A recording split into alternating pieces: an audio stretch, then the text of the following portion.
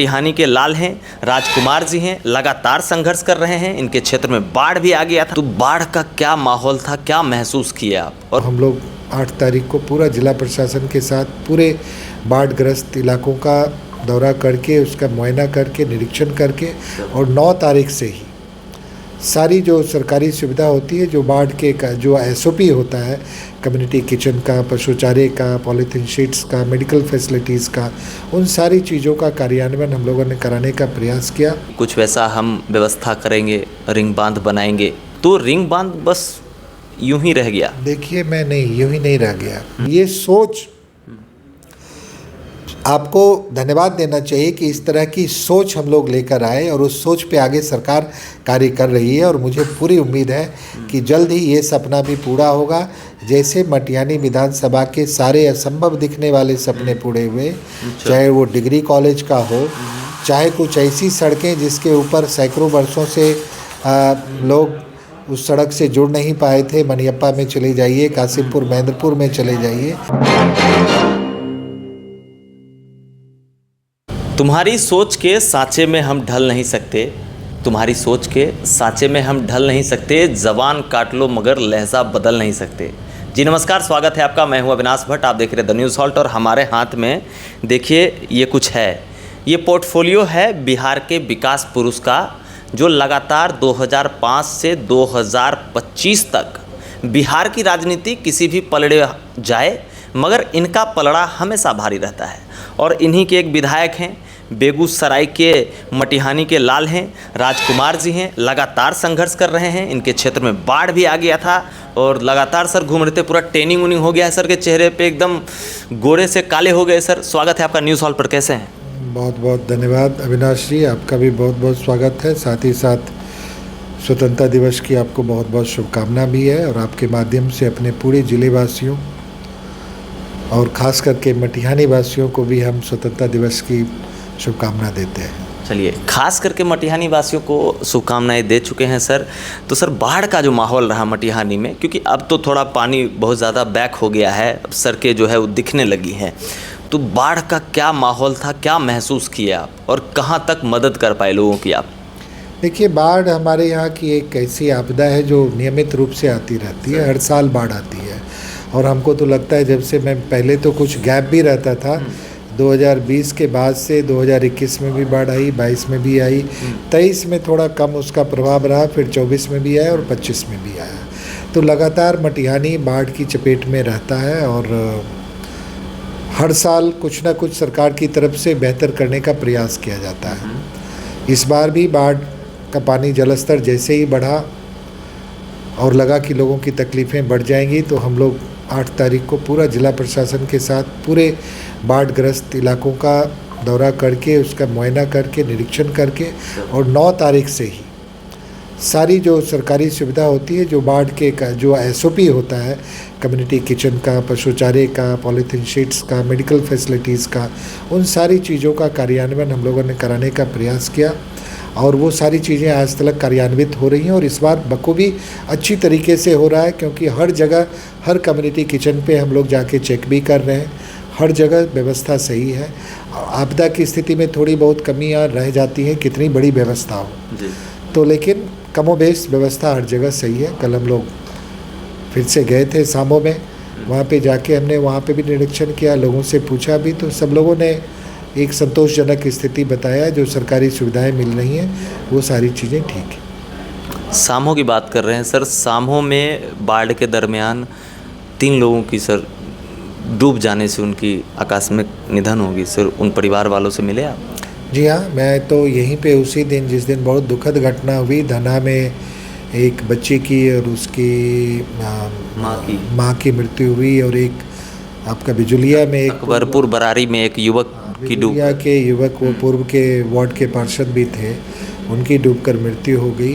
तीनों लोगों से मैं उसी दिन मिला था हॉस्पिटल में, जब उनका डेड बॉडी आया था यहाँ पे, वहाँ मिला। फिर कल जब हम लोग गए वहाँ पे, तो हम लोग अकबरपुर बराड़ी में जाके जो थे उनसे मिल पाए। हम लोग धना नहीं जा सके, कल काफ़ी लेट हो गया था, शाम के 7 बज गए थे, और नाव से ही हम लोग गए थे। तो हम लोगों ने तय किया कि नेक्स्ट डे हम लोग फिर जाएंगे और मिलेंगे। और इतना ज़रूर हुआ कि प्रशासन की ओर से जो धना के 2 माँ और बच्ची थी उनको तो मुआवजा की राशि जो है नेक्स्ट डे ही अंतरित करवा दिया गया उनके खाते में। और जो बिजुलिया वाले थे उनका खाता ही कल जमा किया उन लोगों ने, उनकी पत्नी अकाउंट खोल के, तो उनका भी बहुत जल्द हो जाएगा 1-2 दिनों में। तो यही जो राहत के कार्य हैं वो तत्परता के साथ हो, प्रशासन भी संवेदनशील रहता है, सरकार पूरी संवेदनशील है, तो ये सारे कार्य हम लोग कर रहे हैं। और लगातार लोगों के बीच में जब भी आपदा की स्थिति आती है, जब भी कोई गंभीर स्थिति होती है, तो हम लोग निश्चित रूप से प्रयास करते हैं कि लोगों में बीच रह के काम को करें। सर 2-3 सवाल हैं सर, पब्लिक के बीच से है सर, मैं आपसे लेना चाहता हूं। पहला सवाल कि बाढ़ की स्थिति कोई नई नहीं है, हर साल की एक ही स्थिति है। आपने भी अपने समय वादे किए कि कुछ वैसा हम व्यवस्था करेंगे, रिंग बांध बनाएंगे, जिस रिंग बांध पर बहुत राजनीति भी हुई, बहुत चिल्ला चोट भी हुआ, मगर कुछ निकल कर पॉजिटिव, या आप ऐसा कह सकते कुछ पोटेंशियल सामने नहीं आया सर। तो रिंग बांध बस यूं ही रह गया। देखिए, मैं नहीं, यूं ही नहीं रह गया। मैं इस रिंग बांध की पूरी बात आपको बताऊंगा सर। एक तो पहली बात, मैंने कोई चुनावी वादा नहीं किया था। 2021 की बाढ़ में जब मुख्यमंत्री अचानक बेगूसराय आए, और मैं पूछने वाला हूं उनसे कि सर रिंग बांध कब बनेगा। हाँ, तो अचानक आए और मटिहानी आए और वहीं पे ये प्रस्ताव हम लोगों ने दिया, और तुरंत तत्काल उस प्रस्ताव को मुख्यमंत्री जी ने ग्रहण किया, और उसी दिन इसकी समीक्षा हुई, मीटिंग हुई, विभाग के लोगों ने सारा चीज़ करके दिया, और पूरी तरह से सरकार इसके प्रति संवेदनशील है, कार्य उस पर हो रहे हैं। हम लोगों ने सोचा था कि रिंग बांध बड़ा सिंपल सा चीज़ होगा और बन जाएगा, लेकिन जब इसकी तकनीकी विश्लेषण किया गया तो एक पुणे बेस्ड कंपनी को दिया गया है, क्योंकि हम लोग बिल्कुल गंगा के मेन स्ट्रीम पे वो रिंग बांध बनना है, और अभी जहाँ पे हम लोगों ने प्रस्ताव किया है वहाँ से गंगा की दूरी लगभग एवरेज दूरी अगर देखेंगे, जो अभी गुप्ता लखमनिया बांध है उससे मेन स्ट्रीम की दूरी लगभग 7-8 किलोमीटर एवरेज दूरी है, कहीं 12 किलोमीटर भी है।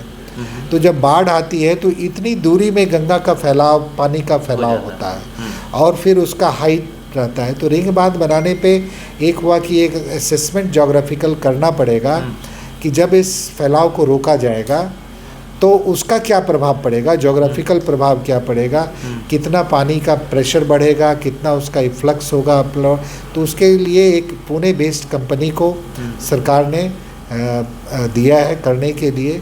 उस कंपनी ने इस 9 तारीख को भी आके उसकी पूरी समीक्षा हुई है। कंपनी ने पहले समीक्षा की थी और उसके आधार पे विभाग से कुछ डाटा मांगा था।